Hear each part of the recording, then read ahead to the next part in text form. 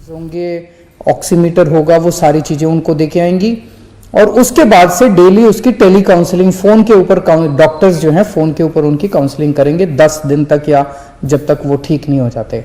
तो home isolation, इसके लिए जो भी एजेंसीज हायर करने की ज़रूरत है उसको 1-2 दिन के अंदर हम सारी एजेंसीज को हायर कर लेंगे। ये आज मैंने आदेश दे दिए हैं।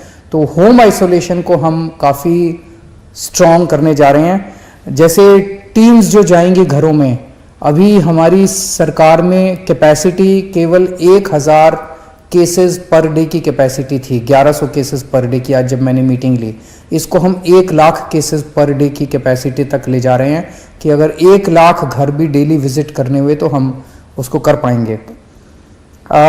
मैन पावर की इसमें ज़्यादा ज़रूरत पड़ेगी। जो सुनने में आ रहा है दूसरे देशों से कि मैन पावर की काफ़ी कमी हो जाती है क्योंकि केसेस बहुत ज़्यादा होते हैं, तो सफिशेंट मैन पावर का इंतज़ाम किया जा रहा है। 2 महीने के लिए मेडिसिन का स्टॉक तैयार किया जा रहा है, वो अगले कुछ दिन के अंदर खरीद लिया जाएगा। 2 महीने के लिए हमारे पास दवाइयों का स्टॉक रहेगा, उसकी कमी नहीं होनी चाहिए। पिछली बार ऑक्सीजन की कमी हो गई थी, उसका भी पूरा इंतज़ाम किया गया है। सबसे ज़्यादा दिक्कत पिछली बार ये हुई थी कि केंद्र सरकार हमें अगर ऑक्सीजन अलॉट भी कर रही थी दूसरे राज्यों से, तो उस ऑक्सीजन को ट्रांसपोर्ट करने के लिए हमारे पास ट्रक नहीं थे, क्योंकि दिल्ली सरकार को ज़रूरत नहीं पड़ती ऐसे ट्रक्स की।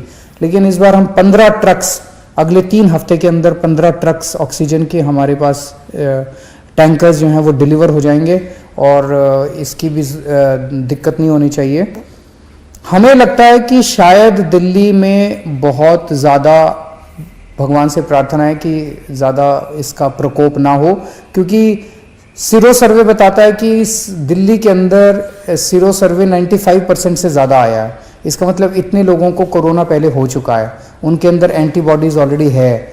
और दूसरा 99% लोगों को फर्स्ट डोज लग चुकी है और 70% से ज़्यादा लोगों को सेकेंड डोज भी लग चुकी है। तो इन परिस्थितियों को देखते हुए बहुत ज़्यादा प्रकोप होना तो नहीं चाहिए, लेकिन अगर होता है तो चिंता करने की बात ज़रूरत नहीं है। हम सब साथ हैं, दिल्ली सरकार आपके साथ है, दिल्ली सरकार पूरी तरह से तैयार है। Thank you.